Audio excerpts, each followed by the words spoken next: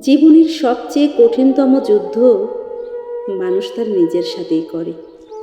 জীবনের প্রতিটা মোড়ে মোড়ে ব্যর্থ হয়ে বেঁচে থাকার ইচ্ছে যখন শেষ হয়ে যায়, তবুও মানুষ টিকে থাকার জন্য নিজের সাথে লড়াই করে যায়।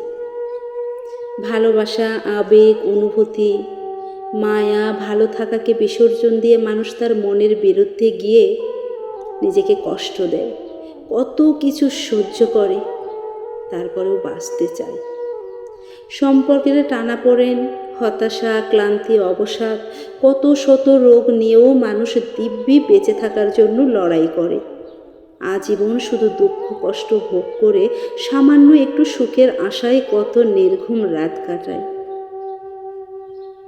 জীবন যুদ্ধে কেউ পরাজিত হতে চায় না সহজে। হতাশা, ব্যর্থতার গ্লানি বয়ে নিয়ে বেঁচে থাকাটা ভীষণ যন্ত্রণার হলেও মানুষ বেঁচে থাকে। মানুষকে বেঁচে থাকতে হয়, মানুষ বাঁচতে চায়।